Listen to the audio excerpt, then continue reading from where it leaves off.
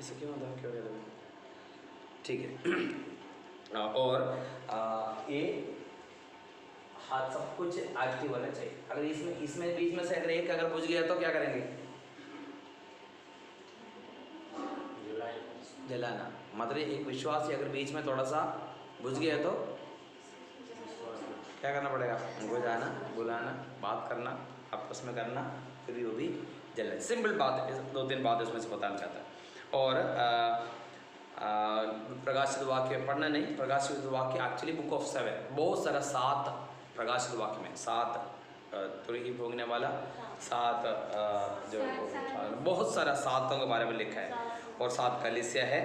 और उसमें एक ही कलीसिया के बारे में थोड़ा सा हम देखें, हम पढ़ा था पिछले उपवास प्रार्थना में, 2 अध्याय 2 वचन पढ़ेंगे। प्रकाशित वाक्य 2 अध्याय 2 वचन, इंग्लिश भी खोल कर रखना। प्रकाशित वाक्य 2 अध्याय 2 वचन। हाँ, मैं तेरे काम, ये किसको बोला था? इफिसुस कलीसिया को, पहले कलीसिया इफिसुस कलीसिया को एक वाणी दिया, उसी वाणी में से एक ही वचन है, 2 अध्याय 2 वचन पढ़ेंगे। मैं तेरे काम हाँ, और तेरे परिश्रम हाँ, और तेरे धीरज को जानता हूँ, हाँ, और यह भी हाँ, कि तू बुरे लोगों को देख नहीं सकता, हाँ, और जो अपने आप को प्रेरित कहते हैं हाँ, और है नहीं, उन्हें तूने परखकर झूठा पाया। हाँ, ये सच, ये पहले का बात उनका प्लस पॉइंट है। हम जानते हैं, पिछले बार हम सीखा था इफिसुस कलीसिया का 7 अच्छा बातों के बारे में, 7 कमेंट्स परमेश्वर ने अच्छा बातों के बारे में बोला था। उसमें से एक बात हम पढ़ा था, दूसरे वचन दोबारा पढ़ेंगे। मैं तेरे काम और तेरे परिश्रम और तेरे धीरज को जानता हूँ। चौथी बात है, तो चौथी वचन एक बार पढ़, चौथी बात क्या है? और ये भी हाँ, और यह भी हाँ, कि तू बुरे लोगों को देख नहीं सकता, बुरे लोगों को देख नहीं सकता। इंग्लिश बाइबल भी थोड़ा सा पढ़ना। I know your deeds. I know your deeds, एक एक करके पढ़ना अच्छा समझ के। हाँ, I know your deeds and your toil हाँ, and perseverance, हाँ, and that you cannot tolerate evil men. and you cannot tolerate evil men. Malayalam में भी थोड़ा सा पढ़।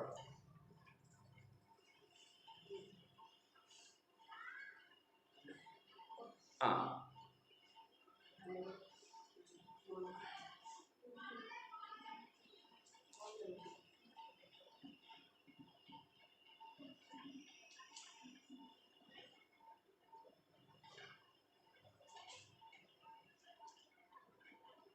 हाँ, हिंदी में लिखा है, और ये भी तू बुरे लोगों को देख नहीं सकता।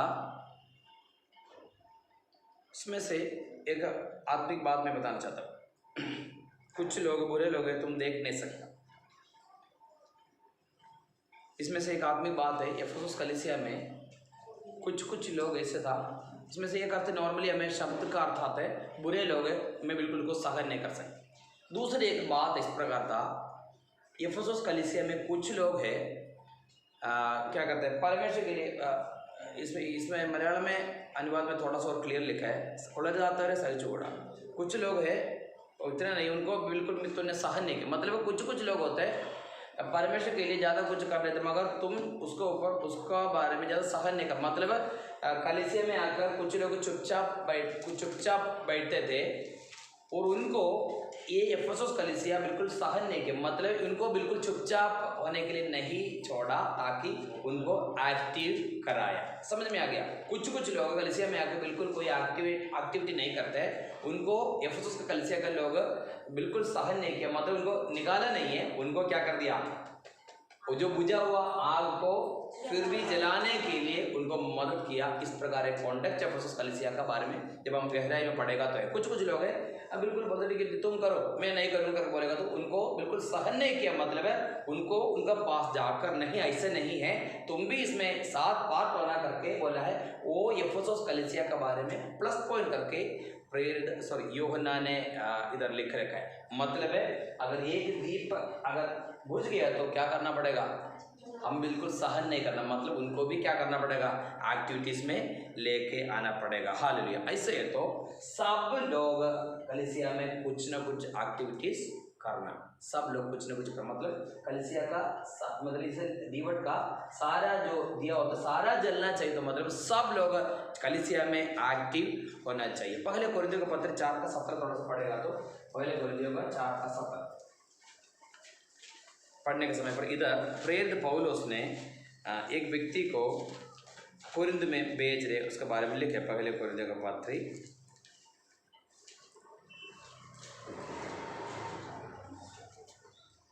4 का 17 पढ़ेंगे। इसलिए मैंने तीमुथियुस को, जो प्रभु में मेरा प्रिय और विश्वास योग्य पुत्र है, तुम्हारे पास भेजा है। अभी कोरिन्थ कलीसिया में प्रेरित पौलुस किसको भेज रहे? ये चिट्ठी लिख रहे, चिट्ठी के लिखने के समय बोलते हैं मैं किसको भेज रहा उधर, किसको भेज रहे? पढ़ो तीमुथियुस को। ये तीमुथियुस को नहीं पढ़ेंगे, एक बार पढ़ेंगे। इसलिए मैंने तीमुथियुस को, जो प्रभु में मेरा प्रिय है और विश्वास योग्य, प्रभु में मेरा प्रिय,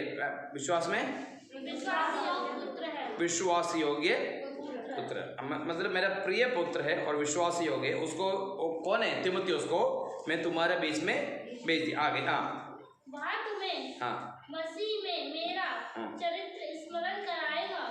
मसीह में मेरा चरित्र स्मरण कराएगा, जैसे कि मैं हर जगह।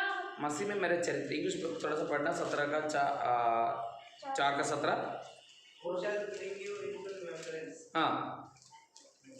पढ़ो, फुल पढ़ना सही है।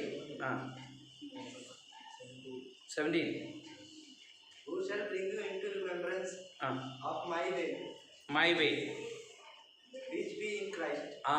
यीशु मसीह में मेरा रास्ता बताएंगे। चलिए इधर कभी ये डाउट मत होना, मेरा चरित्र बताएंगे मतलब पौलुस बड़ा महान है करके बताने के लिए नहीं बोला, मेरा चरित्र बताएंगे करके बोल समय पर नॉर्मली हमारे मन में क्या आता है? सॉरी, हमारे मन में आता है मेरा चरित्र, पौलुस का चरित्र उधर जाकर पता, पौलुस का चरित्र बताने के लिए भेजा है। एक बार हिंदी में पढ़ो। वह तुम्हें मसीह में मेरा चरित्र स्मरण कराएगा। मसीह में मेरा चरित्र स्मरण कराएगा। मसीह में मतलब है जो पौलुस ने क्या क्या चीज सिखाते हैं वो सेम चीज तीमुथियुस जाकर तुम्हारे कलीसिया में भी सिखाएगा। समझ में आ गया? पौलुस का चरित्र बताने के लिए नहीं है। बाइबल में बहुत बार ऐसे वचन अनुवाद करने के समय इस प्रकार वचन आते हैं जो मसीह में उनका रास्ता है, वो जैसे ही प्रेरित पौलुस ने हर एक कलीसिया में जाकर उपदेश किया वैसे ही। एक बार पढ़ेंगे, हिंदी में पूरा पढ़ना।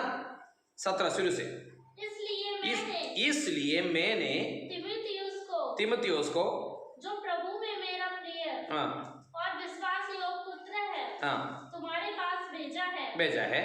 वह तुम्हें मसीह में मेरा चरित्र स्मरण कराएगा, जैसे कि मैं हर जगह हर एक कलीसिया में उपदेश करता हूँ। जैसे मैंने जाके कलीसिया में उपदेश करता हूँ वैसे ही उपदेश करने के लिए मेरा प्रिय पुत्र, पौलुस ने तीमुथियुस को अपने पुत्र मानते थे। हिंदी में भी लिखा मेरा प्रिय और विश्वास में पुत्र, ऐसे नहीं, एक्चुअली प्रिय पुत्र करके लिखा है। इंग्लिश में क्या लिखा है? इंग्लिश में एक बार पढ़ना 17 से। For this cause have I sent unto you Timotheus, who is my beloved son. Who is my beloved son? Hindi में क्या लिखा है? मेरा प्रिय विश्वास योग्य नहीं, एक बार क्या लिखा है? विश्वास योग्य पुत्र। इंग्लिश में क्या लिखा है? Who is my beloved son. Who is my beloved son? मेरा प्रिय पुत्र, मेरा प्रिय पुत्र है और विश्वास योगी है। मगर हिंदी में लिखा है प्रिय और विश्वास योगी पुत्र। एक्चुअली ये पौलुस ने तीमुथियुस को पुत्र मानकर कहाँ पर भेज रहे? कोरिन्थ कलीसिया में भेज रहे। जैसे मैंने जाके कलीसिया में जैसे प्रचार करते हैं वैसे ही तीमुथियुस जाकर तुम्हारा पास भी आकर सुसमाचार सुनाएंगे। जैसे तुम लोग मुझे स्वीकार किया वैसे उनको भी तुम लोग स्वीकार करना। सिंपल बात है। मतलब पौलुस के लिए, पौलुस का जगह पर पौलुस किसको भेज रहे? तीमुथियुस के भेज रहे। मतलब कलीसिया का हर एक लोग कुछ न कुछ काम करना, हमेशा नित्य जलते रहना। हालेलुया। ये बातों को मैं अच्छा से समझना। हालेलुया। और एक और बातों को इसका बात बोलकर मैं यीशु मसीह के बारे में बताना चाहता हूँ। गिनती का किताब 4:9, गिनती का किताब अध्याय 4:9। अब ये वापस जाएंगे। 50 किलो एक गोल्ड है, उसमें से कुछ काटेंगे, काट कर क्या क्या बनाने के लिए, कुछ काट कर क्या क्या बनाने के लिए, हाँ उसमें कुछ कांचे बनाएंगे, एक नहीं एक से ज्यादा है और एक से ज्यादा बर्तन लगाए, किस लिए, उसमें से जो बुझा हुआ वो देखने के लिए पढ़ेंगे। गिनती की किताब 4 का 9। हाँ पढ़ो। फिर वह नीले रंग का कपड़ा लेकर हाँ दीपक को गुल तराशो, हाँ गुल दीपक को दुल तराशो मतलब बहुत सारे, एक से बढ़कर एक से ज्यादा है, मतलब इससे कांची एक ही नहीं है। मैंने उस दिन बताया था 50 किलो के एक गोल्ड बिस्कुट है, उसमें से कुछ काट के उसमें से कुछ क्या क्या करने के लिए, सोने का कांचियो गुलतराशो और गुलदानों समेत, मतलब प्लूरल है, एक से ज्यादा बर्तन है, एक से ज्यादा कांची है, किस लिए, समेत उजियाला देने वाले दीवट को और उसके सब तेल के पात्रों को जिनसे उसकी सेवा टहल होती है ढाके। हाँ ये क्या करना पड़ेगा, मैंने पिछले हफ्ते भी बताया था, इसमें से जो बुझ जाते हैं उसके बाद जो काला वाला जिस काट के वो फेंकते नहीं, वो कहाँ पर रखेंगे, गुलतराश, मतलब गुलतराश क्या होता है, गुलदान, अलग अलग टोकरी है वो अनेक रखा है उसका अंदर देखेगा, मतलब हम जो जो कुछ करते हैं परमेश्वर के लिए, अगर अभी जल गया खत्म हो गया मगर फेंकने के लिए क्या कहाँ पर रखेंगे, वो संभालने के लिए रखा, मतलब हम परमेश्वर के लिए जो भी कुछ करेगा तो परमेश्वर सब कुछ संभालेंगे। हालेलुया। हमें बहुत आशा देने वाले एक वचन है, कौन सा 6 का 10 है बड़ा, कौन सा 6 का 10 है, इब्रानी पढ़े, इब्रानी 6 का 10, हाँ परमेश्वर ने पढ़े।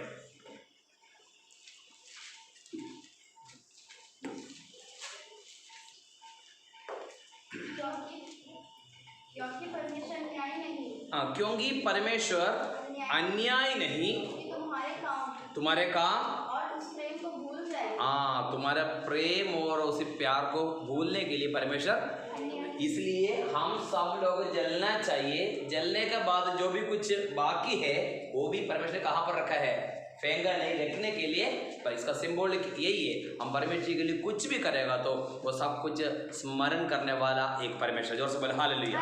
मलाकी की किताबें पढ़ेगा तो एक किताब होता है स्मरणा का किताब, परमेश्वर के पास एक किताब होता है स्मरणा का किताब, उसमें सब कुछ लिख रखे हम परमेश्वर के लिए क्या क्या करते हैं, सब कुछ, चाहे झाड़ू चाहे पोछा चाहे कुछ भी करे, परमेश्वर के लिए कुछ भी करेगा तो सब कुछ लिख के रखने वाला एक मेमोरी का किताब होता है, स्मरणा का किताब है। हालेलुया। इसलिए सारा कलीसिया का इसमें हर एक दिया, इसमें हर जगह पर से क्या करना चाहिए, जलना, हम परमेश्वर के लिए कार्य करना जरूरी। हालेलुया। अभी हम आगे गोल्डन कैंडलस्टिक यीशु मसीह, उसमें हम जाएं। अभी इतना यह बता था, कलीसिया के बारे में बोला था, कलीसिया का छाया है। अभी हम देखेंगे यीशु मसीह, हमारे लिए मुख्य बात है एक golden stick shadow of Jesus, यीशु मसीह का। इसमें से यीशु मसीह के बारे में क्या क्या है, सबसे पहले पढ़ेंगे 25 का 31, निर्गमन 25 का 31 पढ़ेंगे।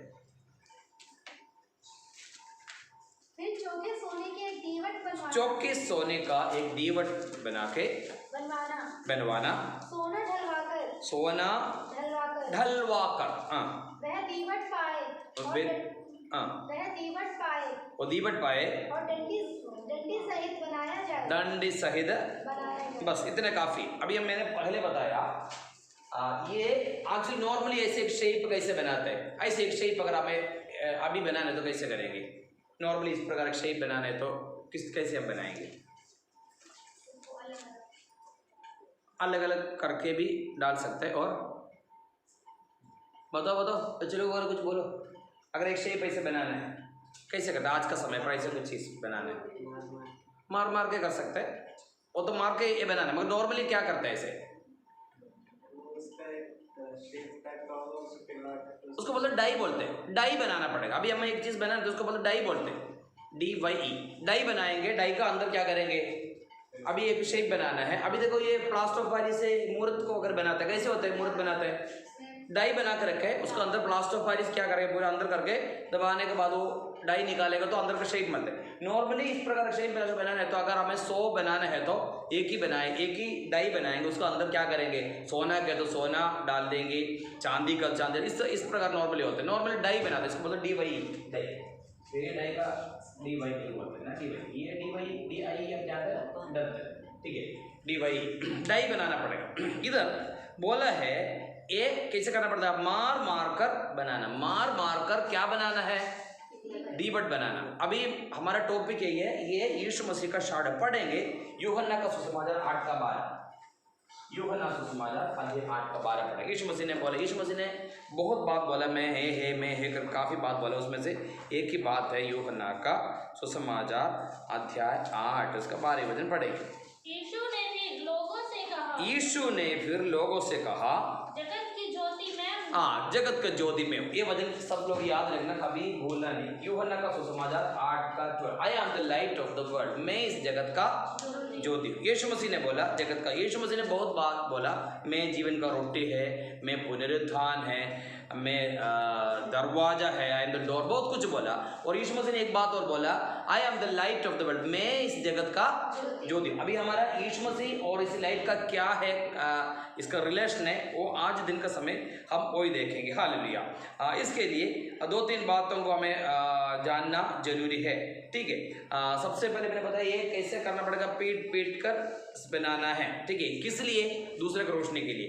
यीशु मसीह ने पीटा किस लिए, दुनिया को रोशनी देने के लिए। वही कॉन्टेक्स्ट हम सीखेंगे। मत्ती का सुसमाचार 23:8 पढ़ेंगे, मत्ती सुसमाचार 23:8,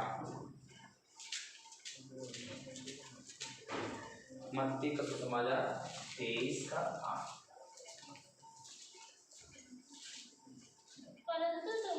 परंतु तुम रब्बी न कहलाना, क्योंकि तुम्हारा एक ही गुरु है, तुम्हारा एक भी गुरु है, हाँ, और तुम सब भाई हो। अब बस इतने का। यीशु मसीह ने 23 अध्याय का शुरुआत में हम देखेंगे, यीशु मसीह का चेले लोगों को भी और भीड़ों को भी कुछ बात बोल रहा था, ठीक है।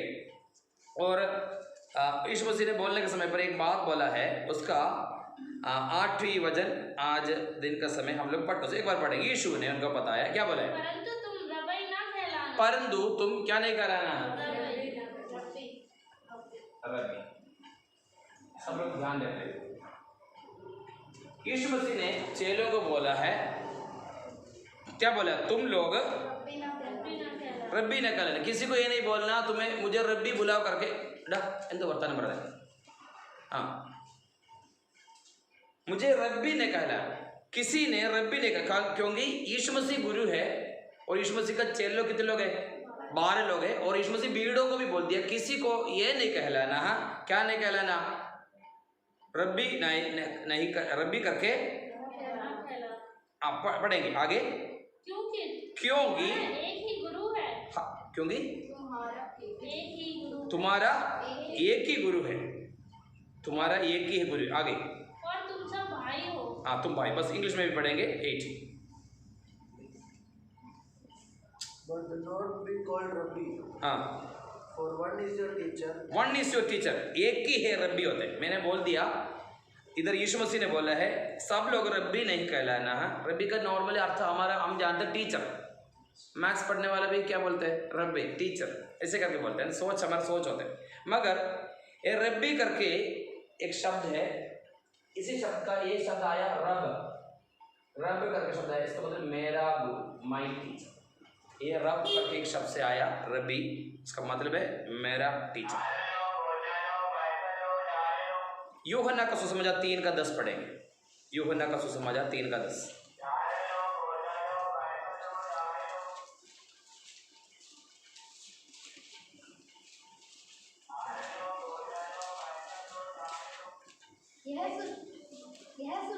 ये सुनकर यीशु ने उससे कहा, हाँ, तू इस्राएलियों का गुरु होकर भी हाँ, क्या इन बातों को नहीं समझता। इधर देखना, यीशु मसीह के पास निकोदेमस करके एक व्यक्ति आगे, पढ़ेंगे 3 अध्याय पहले वचन पढ़ेंगे।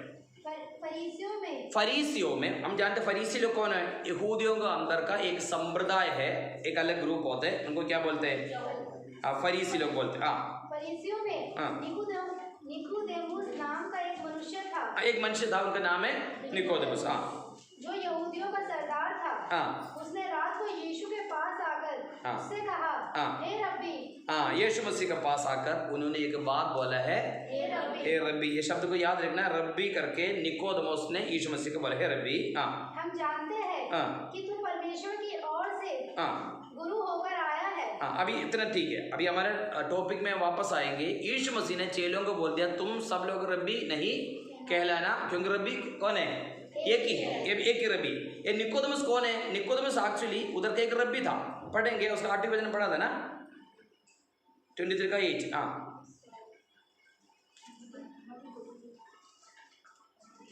पढ़ेंगे 23 का 8, 23 का 8। परंतु तुम रब्बी ना कहलाना। हाँ, सॉरी 3 का 10, सॉरी 3 का 8 नहीं, 3 का 10। यीशु मसीह उनसे कहा, यीशु मसीह निकोदेमुस से कहा, यीशु ने उससे कहा, हाँ, तू इस्राएलियों का गुरु होकर भी क्या इन बातों को नहीं समझता? हाँ, अभी इधर ध्यान देंगे। मैंने बोल दिया रब्बी एक ही होते हैं।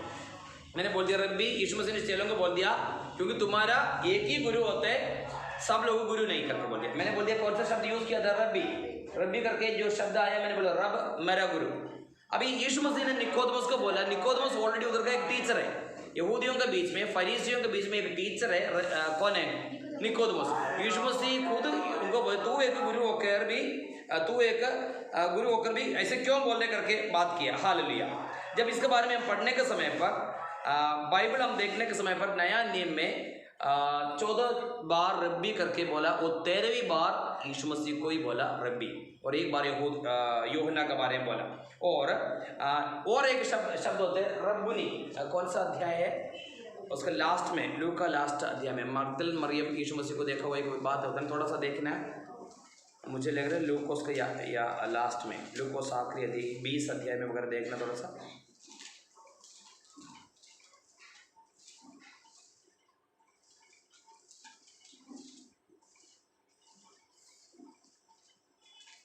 मैं बता दूंगा अभी, थोड़ा सा रेफरेंस मुझे।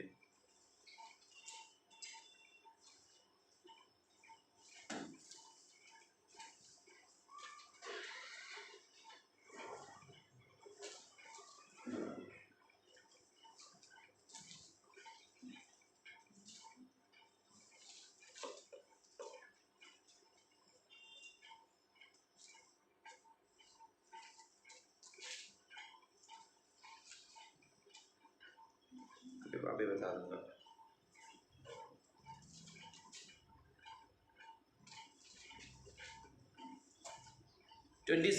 यूहन्ना 20 का 16, यूहन्ना 20 का 16, सॉरी मैंने लूका बोला, यूहन्ना 20 का 16। यीशु ने उससे कहा, मरियम। उसने पीछे मुड़कर उससे इब्रानी में कहा, इब्रानी में मगदल मरियम यीशु से देखे, यीशु को देखे कहा रब्बुनी। दो शब्द, एक तो रब्बी होता है, दूसरा रब्बुनी होता है। इंग्लिश में क्या है? रब्बुनी ये एनएस स्पेलिंग है, मतलब मेरा प्रिय गुरु, ऐसे करके अर्थ है, मेरा प्रिय गुरु, ऐसे करके शब्द। ये दो जगह पर इस्तेमाल किया। एक तो मगदल मरियम ने यीशु मसीह को बोला, दूसरे बर्तिमाई ने। बर्तिमाई को जो चंगा मिला था, चंगा मिलने के समय पर बर्तिमाई ने बोला था रब्बुनी करके शब्द यूज किया। ये केवल दो जगह पर लिखा। इधर यीशु मसीह ने बोला रब्बी करके सभी को मत कहलाना, क्योंकि गुरु एक ही है, गुरु एक ही है। इसके बारे में बोलने के समय पर हिंदी शब्द में भी हम जाएंगे। हिंदी शब्द में क्या बोलते हैं? गुरु बोलते हैं ना, गुरु।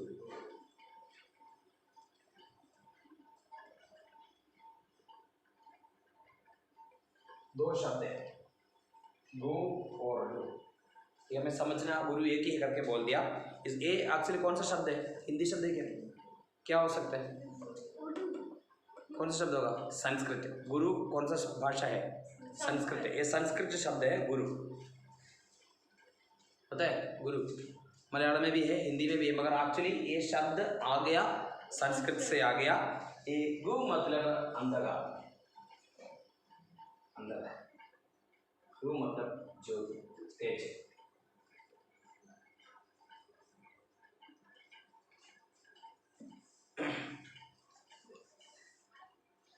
एक व्यक्ति अंधकार को हटाकर ज्योति में लेके आने वाले उनको क्या बोलते हैं?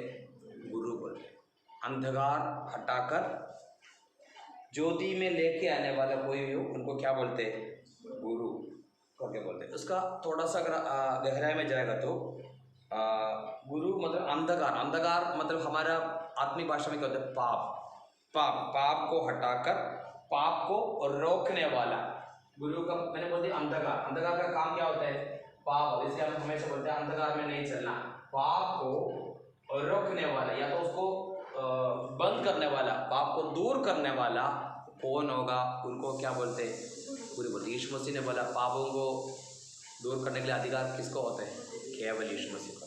पापों, एक व्यक्ति को पापों को मुक्ति देने के लिए अधिकार केवल किसको है? यीशु मसीह को। इसलिए यीशु मसीह जाकर लकवा रोगी को बोल दिया आगे से तुम पाप मत करना, तुम्हारे पाप को क्षमा किया करके बोल दिया। यहूदी लोगों को गुस्सा आ गया, अरे ये तो कौन है? पापों को मुक्ति देने के लिए अधिकार। पापों को मुक्ति देने के लिए अधिकार किसको होता है? यीशु मसीह को होता है। इसलिए यीशु मसीह ने बोला गुरु एक ही है, तुम लोग गुरु करके नहीं कह देना। रब्बी का मतलब है गुरु है। गुरु केवल कौन होता है? केवल जीसस होता है। इसलिए ये शब्द को हमें अच्छा समझना। यीशु मसीह मतलब दूसरी एक बात और है, इसी गुरु के बारे में लिखा है। यीशु मसीह के बारे में गुरु को नॉर्मल देखो तो उनको कोई गलती नहीं होगा। यीशु मसीह का जीवन में, यीशु मसीह का जन्म में, यीशु मसीह के जन्म में कोई पाप नहीं था। हम जानते हैं यीशु मसीह का जन्म किस प्रकार था करके लूका रचित सुसमाचार में लिखा है। लूका सुसमाचार पहले अध्याय में थोड़ा सा जाएंगे, पहले अध्याय 26, लूका पहले अध्याय 26 यीशु मसीह का जन्म के बारे में लिखा है। यीशु मसीह का जन्म लूका पहले अध्याय 26 से लेकर हम पढ़ने के समय पर उधर हम जानते हैं यीशु मसीह का जन्म किस प्रकार हुआ था। पढ़ेंगे। छठे महीने में परमेश्वर की ओर से जिब्राइल स्वर्गदूत गलील के नासरत नगर में, उधर गलील का नासरत, गलील मेन जगह है, उधर का अंदर की एक जगह है नासरत। एक कुआरी के पास भेजा गया जिसकी मंगनी यूसुफ नामक दाऊद के घराने के एक पुरुष से हुई थी। अभी देखो एक पुरुष से हुआ था, उन पुरुष का नाम भी लिखा है यूसुफ। अभी हम जानते यूसुफ के साथ मरियम का मंगनी हुआ था। इसराइल का कॉन्टेक्स्ट में मैंने हमेशा बताता है, इसराइल के कॉन्टेक्स्ट में मंगनी होने के बाद फिर शादी कब करेगा वो कौन डिसाइड करेगा? मैंने बहुत बार बोला था, आप भूल गया शायद। इसराइल का कॉन्टेक्स्ट में यहूदियों के बीच में मंगनी हो जाएगा, डेट फिक्स नहीं करते। अभी हमारे इधर क्या होता है? डेट फिक्स करेगा, ठीक है अगले अप्रैल 24 तारीख को शादी होगा। उधर का सिस्टम ऐसे नहीं है। इसी कॉन्टेक्स्ट में है यीशु मसीह का दूसरे आगमन के बारे में डेट नहीं दिया, समय दिए, अच्छा से समझना। और ये इस यहूदी लोग क्या करते हैं? मंगनी होने के बाद कब शादी करना वो किसका काम है? दुल्हन का अपना डिसीजन के हिसाब से वो कभी भी आ सकता है। इसलिए जो बोला है हमेशा तैयार होना, ताकि दुल्हन कभी भी आ सकते हैं, आने के समय दुल्हा को जाना। ये कॉन्टेक्स्ट समझना। यहूदियों का शादी का सिस्टम ऐसे होता है। हम लोग क्या करेंगे? एक साल नॉर्मली कम से क्या बोले बेटा? जो दुल्हन मैंने बोला दुल्हा, मैंने दुल्हन दुल्हा को उल्टा हो गया ना। दुल्हा कभी भी आएगा, दुल्हा कभी भी आने के समय पर दुल्हन रेडी होना चाहिए। सही, थैंक यू। ये बातों को समझना, ताकि ये व्यक्ति है शादी हो गया, शादी के लिए मंगनी होने के बाद जो व्यक्ति है दुल्हा है डेट नहीं दे देंगे। नॉर्मली 1 साल का गैप होता है यहूदियों का। ये हमारा इधर का सिस्टम के हिसाब से सगाई के बाद शादी करें। सगाई में हम क्या करेंगे? शादी का डेट फिक्स करेंगे। नॉर्मली ऐसे होता है ना, सगाई के बाद शादी डेट फिक्स। मगर यहूदी लोग ऐसे नहीं, डेट फिक्स नहीं करेगा, और दुल्हा का ऊपर डिपेंड होता है। दुल्हा कभी भी आ जाएगा, दुल्हा जब रेडी होने के बाद इसलिए इसी कॉन्टेक्स्ट में यीशु मसीह के बारे में बोला है, जगह तैयार करने के लिए जा रहा है, जगह तैयार करने के बाद आएंगे, तुम्हें लेके जाएंगे। और हमेशा दुल्हन रेडी होना जरूरी है, समझना। अभी मरियम का साथ मंगनी हो गया। मंगनी होने के बाद नॉर्मली मरियम यूसुफ के बारे में सोच कर हो सके। आज का समय तो क्या करें, थोड़ा सा फ़ोन भी मिला देते हैं। फ़ोन मिलाने में दिक्कत होता है, कभी कभी ऐसे भी होता है फ़ोन मिलाते। आज से पहले ज़माना ऐसे कुछ नहीं, वो दुल्हा के बारे में सोच कर यूसुफ का साथ ऑलरेडी मंगनी हो चुका है, और उसके बीच में कौन आ गया? जिब्राइल आ गया, समझना। और मंगनी होने के बाद फिर शादी कभी भी हो सकता है, कभी भी हो सकता है और कभी रात को भी आता है। यहूदियों का सिस्टम ऐसे होता है, कब है जब रेडी होता है तभी हो सकता है, कभी आधी रात में भी दुल्हन को लेने के लिए जाएगी। इसलिए 10 कन्याओं का 10 क्या बोलते हैं 10 कुंवारियों के बारे में लिखा है, रात का समय पर आगे करके बोला। इसलिए यीशु मसीह का जो दूसरे आगमन के बारे में भी इसी कॉन्टेक्स्ट में लिखा हुआ किताब है। इसलिए हमें समझना, दुल्हा अगर दुल्हन का साथ अगर मंगनी हो गया तो कभी भी आ सकता है, हो सकता है आप भी आ सकते हैं, हो सकता है कल सुबह हो सकता है, कल रात, कभी रात को हो सकता है। इसलिए दुल्हन का काम होता है हमेशा तैयार रहना, इसका अंदर तेल होना चाहिए, जलाने के लिए सब कुछ रेडी होना चाहिए करके उसी कॉन्टेक्स्ट में बोला है। और वैसे ही कॉन्टेक्स्ट में मरियम बैठे है, मंगनी हो गया, दुल्हा कभी भी आएगा, पता नहीं कब आएगा। वो शादी के बारे में सोचकर ऐसे बैठा होगा, सगाई हो गया, सगाई होने के बाद फिर शादी के बारे में सोचते जैसे नॉर्मली सोचते, वैसे सोचकर बैठने के समय कौन आ गया? जिब्राइल। पढ़ेंगे 27। हाँ, एक कुंवारी के पास भेजा गया, कुंवारी के पास भेजा गया जिसकी मंगनी यूसुफ नामक दाऊद के घराने के एक पुरुष से हुई थी। उस कुंवारी का नाम मरियम था। स्वर्गदूत ने उसके पास भीतर आकर कहा, आनंद और जय तेरी हो, जिस पर ईश्वर का अनुग्रह हुआ है, जिस पर का ईश्वर का अनुग्रह हुआ है, प्रभु तेरे साथ है। वह उस वचन से बहुत घबरा है और सोचने लगी कि यह किस प्रकार का अभिवादन है। स्वर्गदूत ने उससे कहा, हे मरियम, भयभीत ना हो, क्योंकि परमेश्वर का अनुग्रह मुझ पर हुआ है। देख, तू गर्भवती होगी और तेरे पुत्र उत्पन्न होगा, तू उसका नाम यीशु रखना। वह महान होगा और परमेश्वर का पुत्र कहलाएगा। इसको क्या बोलेगा? परमेश्वर का पुत्र कहलाएगा, परमेश्वर का पुत्र कहलाएगा। कोई आगे बढ़ेंगे, आगे बढ़ेंगे। वह महान होगा और परम प्रधान का पुत्र कहलाएगा, और प्रभु परमेश्वर उसके पिता दाऊद का सिंहासन उसको देगा, और वह याकूब के घराने पर सदा राज्य करेगा, और उसके राज्य का अंत न होगा। उसमें मरियम ने जिब्राइल से कुछ बात पूछा। मरियम ने स्वर्गदूत से कहा, यह कैसे होगा?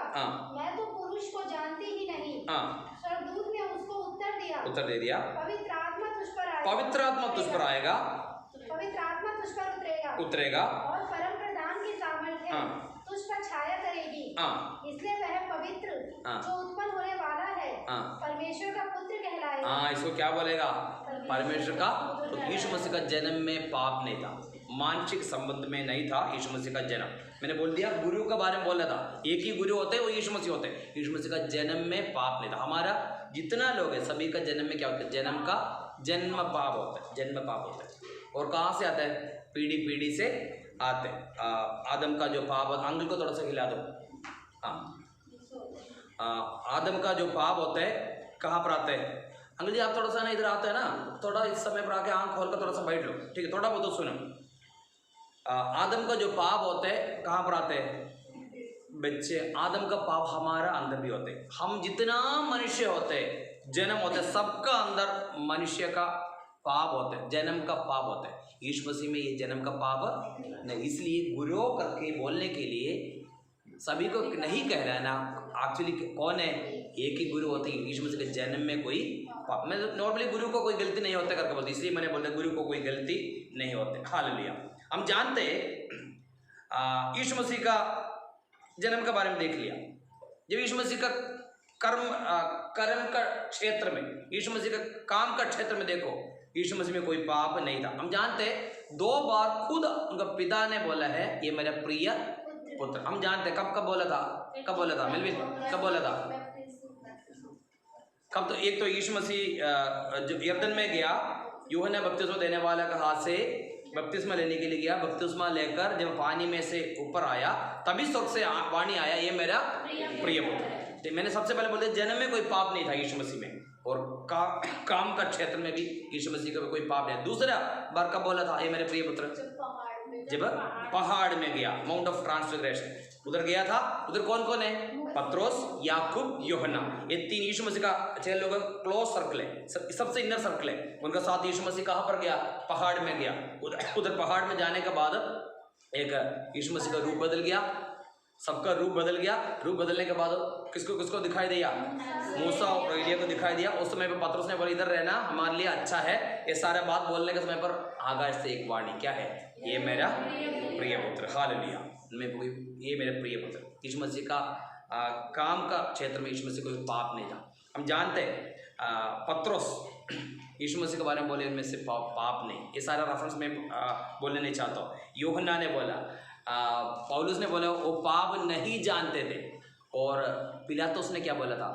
इस धर्मी का खून में मैं ये धर्मी का ये धर्मी है जो यीशु मसीह को लेके गया था, कोर्ट में गया था। उधर का पिलातुस ने बोला, उधर का रोमन गवर्नर ने क्या बोला? ये धर्मी। उनका पत्नी क्या बोला? उस धर्मी का विषय में तुम हाथ नहीं डालना। हेरोदा ने क्या बोला यीशु मसीह की मृत्यु के बाद? अरे सच में एक धर्मी था। ये सारा लोग बोल रहे यीशु मसीह धर्मी है। और यीशु मसीह के कर्म का क्षेत्र में यीशु मसीह पाप नहीं किया। मलयालम में एक ड्रामा आया था। यीशु का शरीर में 5 घाव हुआ था। ये आप लिखना है कुछ नहीं, मैं आपके लिए बता। मलयालम में एक ड्रामा आया था, क्रिस्तुविന്റെ 6ാം തിരുവോൾ, 6वीं घाव करके एक ड्रामा आया। 6वीं घाव ये था यीशु मसीह का अंदर भी प्रलोभन था, यीशु मसीह भी पाप किया करके एक ड्रामा आया था केरला में। ड्रामा समझ में आ गया? नाटक, छोटा नाटक नहीं, बड़ा केरला में वगैरह बहुत बड़ा नाटक ग्रुप होता है। फिल्म को भी फेल करेगी। जैसे ड्रामा देखेगा तो जैसे फिल्म देखते हो उससे अच्छा सा देखते हैं। आजकल ड्रामा ये वगैरह नहीं है, वो बंद हो गया। हमारे टाइम में वगैरह था, बीच बीच में बहुत बड़ा बोर्ड वगैरह लेते थे, नाटक देखने के लिए जाते थे। जैसे फिल्म होता है वैसे ही फिल्म ऐसे नाटक वगैरह था। ऐसे नाटक आ गया, उसमें से यही है यीशु मसीह का 6वीं घाव। नाटक का नाम है 6वीं घाव करके। वो नाटक लिखने वाले व्यक्ति ने बोला यीशु मसीह का अंदर एक और पाप किया करके नाटक आ गया और केस गया। और ये मसीह लोग उनके विरोध कोर्ट में गया। और केस का जज एक हिंदू, हाई कास्ट हिंदू में से एक था, केरला हाई कोर्ट का उस समय का जज। उन्होंने 2 साल लगा इसके बारे में क्या बोलते हैं पेश करना। सब कुछ पेश करने के बाद उन्होंने जितना ही धार्मिक ग्रंथ यहूदियों को सारे ग्रंथ सब कुछ सीखने के बाद लास्ट में बोल दिया इतना 2000 साल से यीशु मसीह के बारे में बताते हैं, हर एक धर्म के बारे में बहुत कुछ बताते हैं। यीशु मसीह के बारे में एक भी शब्द पाप किया करके नहीं करके हमेशा के लिए ड्रामा बना। हमारे टाइम में था ये ड्रामा आया था, मुझे याद है। हम सोचे थोड़ा सा जाके देखेंगे वो यीशु मसीह का बारे में। यीशु मसीह के अंदर ऐसे एक गलत सोच था, यीशु मसीह इस प्रकार गलत किया करके ड्रामा निकाला था, मगर वो ड्रामा हमेशा के लिए कोर्ट बंद कर दिया। उसके बाद वो ड्रामा कभी कोई स्टेज में कहीं प्रकट होने के लिए नहीं। मैंने बोलने का मतलब यीशु मसीह का जन्म में यीशु मसीह कोई पाप नहीं था। यीशु मसीह का कर्म का क्षेत्र में यीशु मसीह कोई पाप नहीं था। हम जानते यीशु मसीह का मृत्यु में भी यीशु मसीह कोई पाप नहीं था। चोर क्या बोला था? 2 चोर के बीच में यीशु मसीह को खड़ा किया था। चोर ने क्या बोला? इन्होंने कुछ पाप नहीं किया, हम लोग पाप करने की वजह से हमें ये मजदूरी मिला, ये पाप नहीं किया। और यीशु मसीह में, यीशु मसीह मृत्यु में भी यीशु मसीह कोई पाप नहीं किया।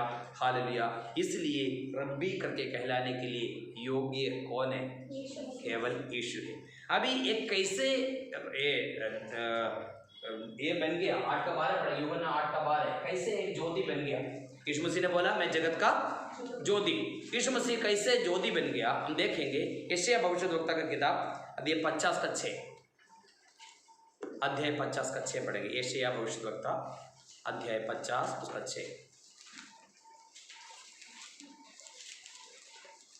50 का 6वीं वचन पढ़ेंगे, पेज नंबर 6871, 50 का 6 पढ़ेंगे। मैंने मारने वाले को, हाँ, ये यीशु मसीह के बारे में एक भविष्यवाणी यशायाह भविष्यद्वक्ता ने बोला मैंने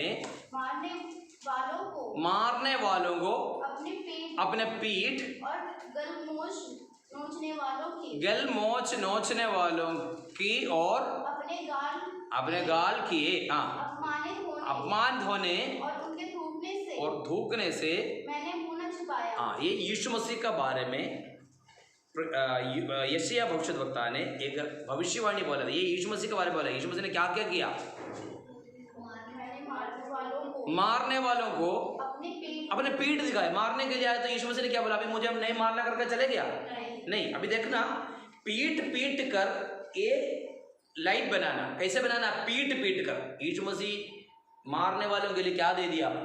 पीट दे, मारो। यीशु मसीह ने खुद मारने के लिए क्योंकि समझना, ये बाद में पीटने के बाद ये क्या हो जाते हैं, ये रोशनी आता है, ये लाइट आने के बाद पवित्र स्थान में 3 चीज रखा, एक तो लाइट है और मेज है, मेज के ऊपर रोटी। ये बाकी जितना रोशनी आना केवल एक ही लाइट है, दूसरा एलईडी लाइट नहीं है, केवल यही लाइट है। क्योंकि ये लाइट कैसे बनाना है, पीट कर बना है। यीशु मसीह को क्या कर दिया, रोमन लोग क्या कर दिया, पीट। 6 वचन में क्या लिखा है, मैंने मारने वाले को अपने पीठ और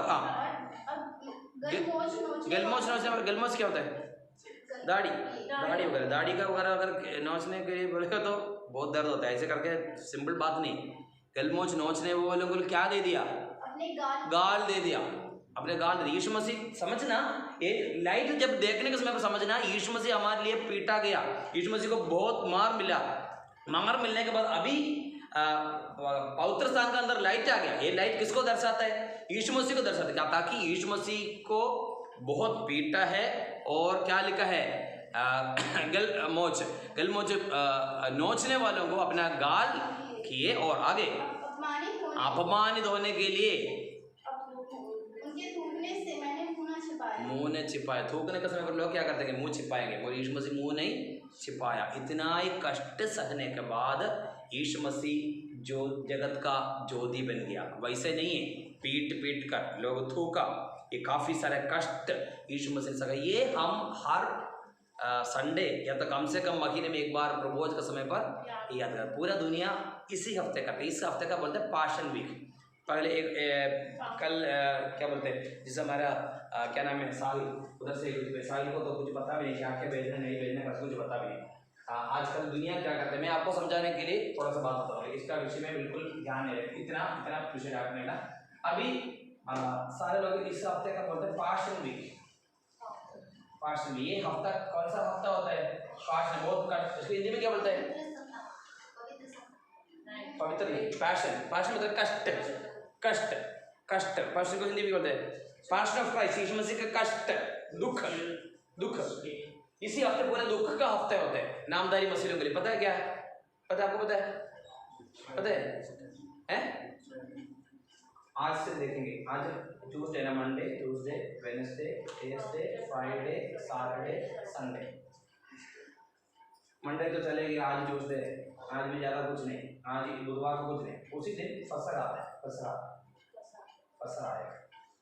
पिछले संडे था पाम संडे, यीशु मसीह को होशना गाया, हमारे लिए कुछ नहीं। राजू भाई ने पूछा था एक खजूरी संडे, इसलिए मैंने सोचा थोड़ा सा बताया कि राजू भाई मुझसे उसने पूछा। एक्चुअली हमारे लिए कोई खजूरी संडे करे कुछ, कोई मनाने के लिए कुछ नहीं, खजूरी संडे कुछ नहीं। उधर क्या हुआ था, यीशु मसीह राजा होकर, ट्रायम्फेंट एंट्री ऑफ जीसस, यीशु मसीह राजा होकर यरूशलेम में प्रवेश करने के समय पर लोग यीशु मसीह को आदर देने के लिए सब कुछ डालिया वगैरह डालने के बाद बोलते यीशु मसीह को बोला होसन्ना करके बोलते। ये नामधारी लोग साल में एक बार करते हैं, हमारे लिए साल का एक बार भी नहीं, हमें तो कुछ सेलिब्रेशन का कोई मतलब नहीं। और उसके बाद एक हफ्ते पहले नेक्स्ट फ्राइडे यीशु मसीह को क्रूस पर चढ़ा। एक्चुअली मैंने पिछले बार में बताया था क्रूसीकरण कब हुआ, फ्राइडे था, थर्सडे था, सब कुछ मैंने बताया था, फिर भी देखो फ्राइडे करके लोग बोलते हैं। ये एक्चुअली थर्सडे यीशु मसीह का, वीरवार को यीशु मसीह का क्रूसीकरण होना चाहिए, ताकि 3 दिन के बाद संडे यीशु मसीह को अगर जी उठना है तो।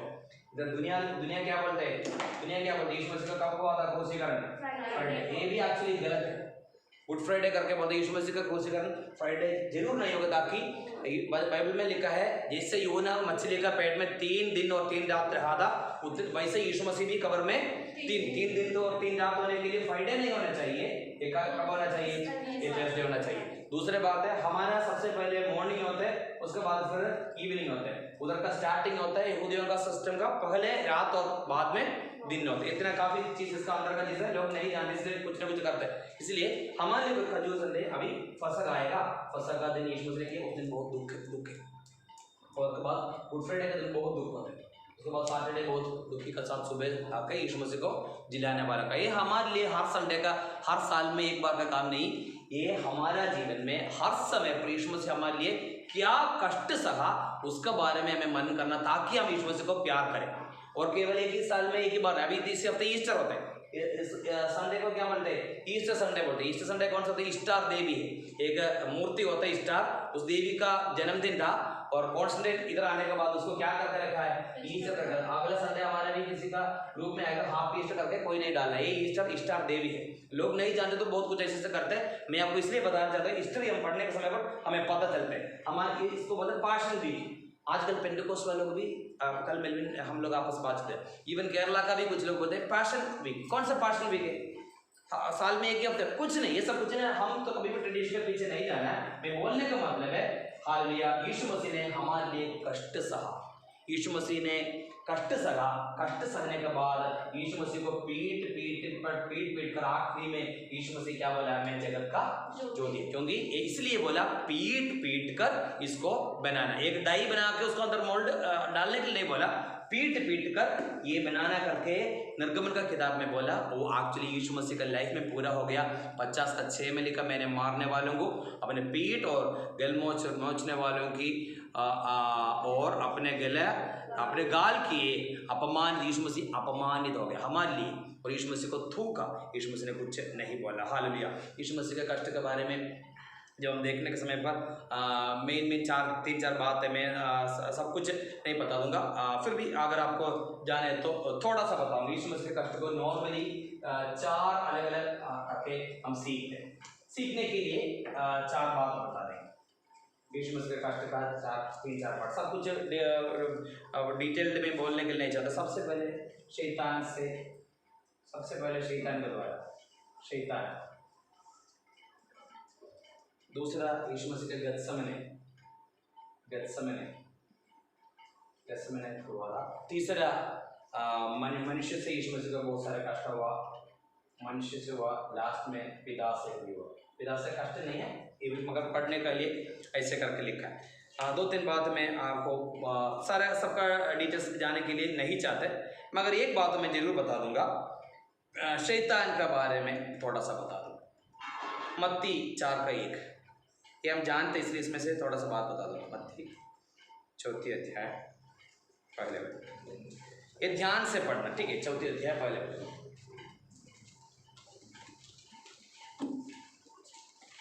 यीशु मसीह का कष्ट आया हो, अलग-अलग 4 अलग-अलग करके डिवाइड करके हम पढ़ाई करते हैं। पहले शैतान से क्या पीड़ा हुआ, गेत्सेमने में क्या पीड़ा हुआ, मनुष्य से क्या कष्ट सहा, पिता से क्या कष्ट यीशु मसीह सहा। पढ़ेंगे पहले 4 अध्याय 1 की वजह। Matthew chapter 4 verse 1। तब आत्मा यीशु को जंगल में ले गया, ताकि इब्लिस से उसकी परीक्षा हो। और वह 40 दिन। अभी देखो बस इतना काफी, एक बार पढ़ना। तब आत्मा यीशु को जंगल में ले गया, ताकि इब्लिस से उसकी परीक्षा हो। इब्लिस का ग्रीक शब्द होता है डायबोलस, पिशाच बोलते हैं मलयालम में, पिशाच। इब्लिस डायबोलस बोलते हैं, ग्रीक शब्द है। इसका मतलब है गलत आरोप करने वाला। अम्मा जी सोने नहीं, ठीक है? सोने नहीं। इब्लिस का ग्रीक शब्द डायबोलस मतलब गलत आरोप करते हैं।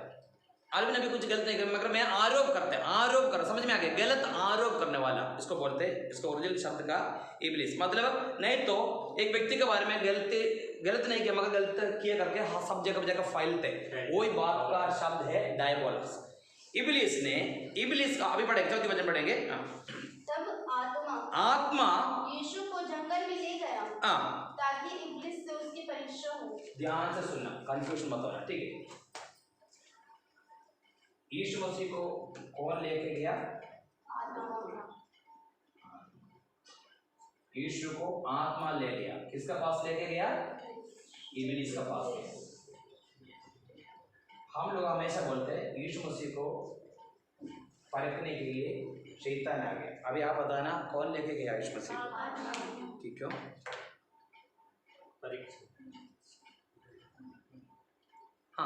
परीक्षा करने के लिए गया, मगर इधर एक्चुअली इब्लिस के पास परीक्षा करने के लिए परमेश्वर का आत्मा खुद लेके गया। यीशु मसीह को आत्मा लेके वहीं पर गया ताकि शैतान इनको परीक्षा करने के लिए।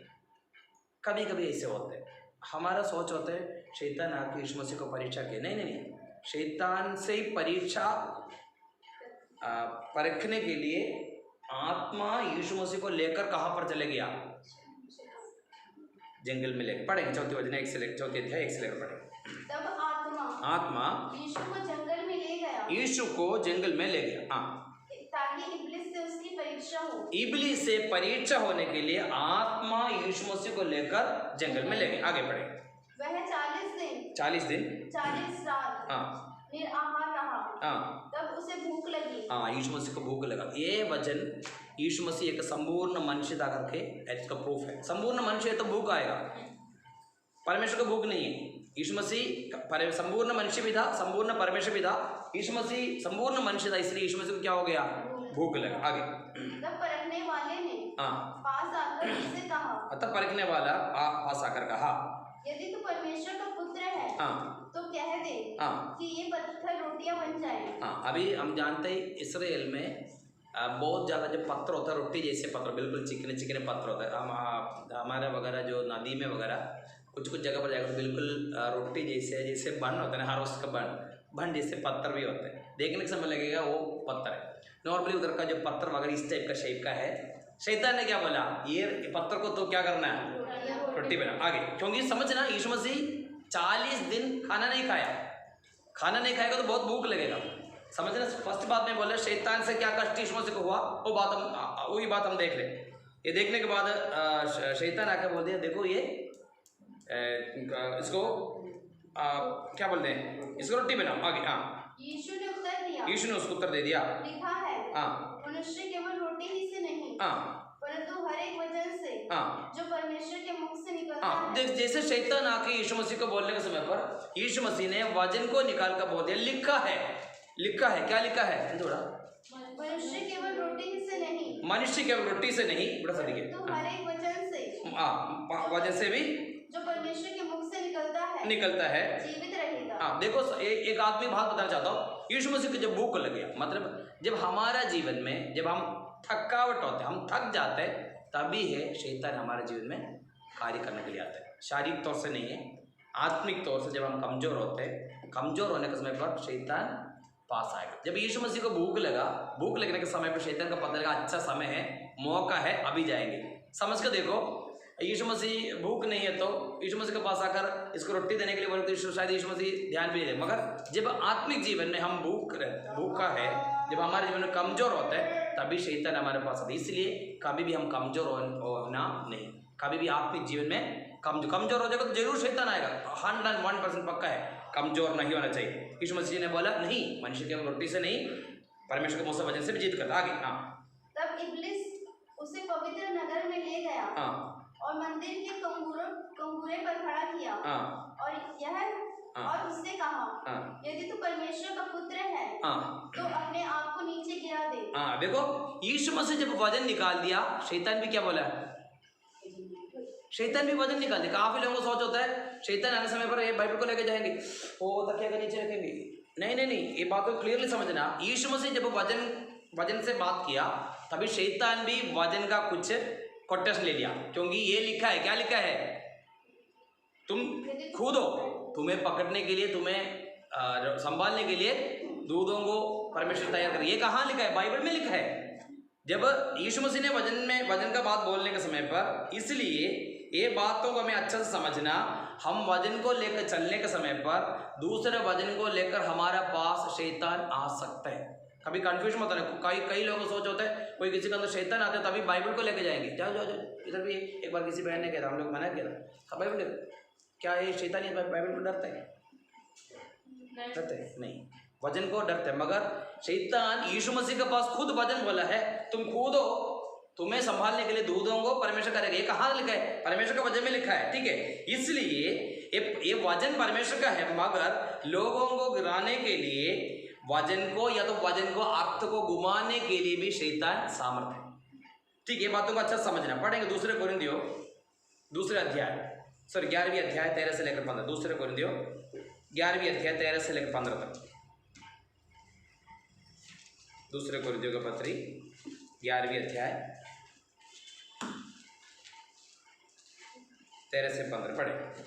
क्योंकि ऐसे लोग झूठे प्रेरित और छल से काम करने वाले और मसीह के प्रेरितों का रूप धरने वाले है।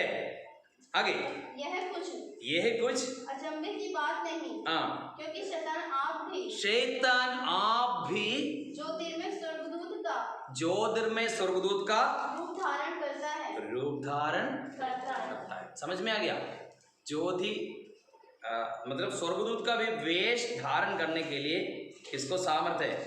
शैतान का सामर्थ्य, शैतान को सामर्थ्य है। जब यीशु मसीह ने बात बोला है तुरंत शैतान उस कुछ वजन को लेकर यीशु मसीह के पास है। गलातियों का पत्र पहले अध्याय 7, गलातियों का पत्र पहले अध्याय 7 वजन बढ़ेगा। Galatians chapter 1 verse 7। परंतु वह दूसरा समाचार है ही नहीं, पर बात यही है कि कितने ऐसे हैं जो तुम्हें घबरा देते हैं और मसीह के सुसमाचार को बिगाड़ना चाहते। इसलिए ये वचन जब हम पढ़ने के समय पर समझना, शैतान को परमेश्वर का वचन जानते हैं, शैतान को परमेश्वर का वचन जानते हैं। और अगर हम लोग अच्छा सा नहीं वचन का अनुसार दृढ़ नहीं तो वचन से ही हमें क्या करेंगे? हमें बिगाड़ने के लिए भी शैतान कोशिश करेंगे। उसके बाद आगे बढ़ेंगे, वापस मत्ती में आएंगे। उसमें यीशु मसीह ने बोला परमेश्वर को तुम परीक्षा नहीं करना, ठीक है, परख नहीं। आगे 8 से लेकर पढ़ेंगे। फिर इब्लीस उसे एक बहुत ऊंचे पहाड़ पर ले गया, बहुत ऊंचा पहाड़ में लेके गया और सारे जगत के राज्य और उसका वैभव दिखाया, उससे कहा यदि तू गिरकर मुझे प्रणाम करे तो मैं यह सब कुछ तुझे दे दूंगा। ये सब कुछ मैं तुम्हें दे दूंगा। इस दुनिया का ईश्वर कौन है? दूसरे कुरिन्थियों 4:4 पढ़ेंगे। दूसरे कुरिन्थियों का पत्र 4:4। ये परमेश्वर ने शैतान को अधिकार दे रखा है दुनिया का, ठीक है। दूसरे कुरिन्थियों का पत्र 4:4। और उन अविश्वासियों के लिए जिनकी बुद्धि इस संसार के ईश्वर कौन है? शैतान होता है। ये संसार के ईश्वर, सारा संसार शैतान का हाथ में परमेश्वर दे रखा है। और वो सब कुछ दिखाने के बाद शैतान का अंदर का इच्छा है। शैतान की इच्छा क्या होता है? मुझे थोड़ा दंड। तब तो ये शैतान बन गया था। पहले कौन था? लूसीफर था। पहले लूसीफर परमेश्वर का स्वर्गदूत था और उनका अंदर उस समय पर एक घमंड आया था, मैं भी जाकर बैठूंगा। वो शैतान का अंदर का इच्छा होता है। वो यीशु मसीह को बुलाकर बोल दिया, ऊपर लेके गया, ऊपर लेकर सब कुछ दिखाने के बाद बोल दिया एक ही काम करना, दंडवत करना, इस सब कुछ तुम्हें शैतान की इच्छा होते है। शैतान ने एक बात बोल दिया, ठीक है। इसलिए शैतान की इच्छा होते है हम सब लोग शैतान को दंडवत कर। शैतान की इच्छा है। तो यीशु मसीह ने क्या बोला था? पढ़े अभी वापस आएंगे। यीशु मसीह ने क्या बोला? शैतान, तब यीशु ने उससे कहा हे शैतान दूर हो जाओ, क्योंकि लिखा है तू प्रभु अपने परमेश्वर को प्रणाम कर और केवल उसी की उपासना कर। केवल उसी को। बस इतने काफी। मैं समाप्त करना चाहता हूँ। शैतान से पीढ़ा का मतलब है जो यीशु मसीह नहीं करना चाहते, यीशु मसीह को जबरदस्ती कराने के लिए चाहते थे, इसलिए शैतान से यीशु मसीह को कष्ट सहा। एक्चुअली यीशु मसीह ने कुछ चीज नहीं करना चाहता, मगर यीशु मसीह को करने के लिए शैतान आके बोले एक बार कूदो। यीशु मसीह क्या कूदना चाहते थे? नहीं। यीशु मसीह क्या भूख आने के समय पर पत्थर को रोटी बनाना चाहते? नहीं। मगर यीशु जो नहीं करने वाला काम को जबरदस्ती कराने के लिए शैतान ने कोशिश किया। इसलिए यीशु मसीह का कष्ट का पहले भाग में जब हम स्टडी करेंगे तो शैतान का ओर से यीशु मसीह को कष्ट हुआ। समझ में आ गया? जो कष्ट यीशु मसीह का जीवन में हुआ था। हालेलुया। दूसरा, ठीक है, दूसरे गतसमने के बारे में ये तो इच्छा था, हम आगे हम बाद में सीखेंगे। आज इतना हम समाप्त करेंगे। मतलब इतना ही है, यीशु मसीह का जन्म का पाप नहीं था, यीशु मसीह का कर्म में पाप नहीं था, मृत्यु में पाप नहीं था, फिर भी यीशु मसीह हमारे लिए कष्ट सहा, पीट कर एक ज्योति का रास्ता बनाया। मतलब है यीशु मसीह कष्ट सहा और हर एक निंदा थूक सब कुछ सहा। लास्ट में एक कलीसिया का पवित्र स्थान का अंदर का रोशनी का एक दीवट बना ताकि यीशु मसीह के बारे में जगत का ज्योति। यीशु मसीह जगत का ज्योति है। इसलिए इन दिनों में ये लाइट जब देखने के समय पर हमें लगना ये कैसे एक दीवट बन गया। दीवट बनने से पहले केवल एक पीस था, 50 किलो गोल्ड का एक पीस, उसमें से कुछ काट कर, मैंने बोल दिया क्या बोलते हैं, गुलतराश और गुलदाना बनाएंगे, बाकी एक ही पीस में से पीट कर बनाएंगे। बनाने के बाद आखिरी में पवित्र स्थान में पूरा रोशनी के लिए केवल एक ही लाइट है। ये 7 दीवट है, 7 जो दीपक ये लाइट होता है, ये लाइट यीशु मसीह को दर्शाता है। मतलब है यीशु मसीह को पीटा, यीशु मसीह को मारा, यीशु मसीह को थूका ताकि जगत का ज्योति। यीशु मसीह ने बोला मैं जगत का ज्योति हूँ। आगे बंद करेंगे, प्रार्थना करेंगे। धन्यवाद प्रभु जी, सुंदर समय के लिए धन्यवाद देता हूँ। आज दिन का समय यीशु मसीह is a golden candle stick. यीशु मसीह आपका एक छाया है। आज दिन का समय प्रभु जी थोड़ा सा सीखने के लिए आपने मदद किया प्रभु जी। आप हमारे लिए क्या क्या कष्ट सका प्रभु जी, दिन प्रतिदिन प्रभु जी इसको स्मरण करके आपके लिए खड़े होने के लिए आपने मदद करना प्रभु जी। हालेलुया, आप जगत का ज्योति है प्रभु जी। हालेलुया, आपने खुद बोला आज दिन का समय प्रभु जी, ये दीपक को देखने का समय प्रभु जी। यीशु मसीह आपको स्मरण करके आगे बढ़ने के लिए सहायता करना प्रभु जी। आज दिन का समय प्रभु जी, यीशु मसीह से दीपक प्रभु जी कलीसिया का छाया है, उसमें से भी थोड़ा सा सीखने के लिए सहायता किया। हाल यीशु मसीह, हाल ये दीपक आपका फोर शैडो है प्रभु जी, हाल छाया है प्रभु जी। आज दिन का समय सीखने के लिए मदद किया, धन्यवाद देता प्रभु जी। सिखाने के लिए आपने मुझे भी सहायता किया, धन्यवाद। हाल जितने भाई बहन लोग आए प्रभु सभी को आपका सामर्थ हाथ में सौंपते, आदर महिमा हम आपको देते, यीशु मसीह का मधुर मीठा नाम से मांगते हैं, आमीन। अभी पिता का प्रेम, खुद यीशु मसीह का अनुग्रह, पवित्र आत्मा का संगति और सहभागिता हमारे सबका साथ आज से लेकर यीशु मसीह का दूसरे आगमन तक हमेशा होता रहे, आमीन। हमें जय दिया पर हाथ उठा के हालेलुया बोलेंगे, hallelujah hallelujah hallelujah. God bless you.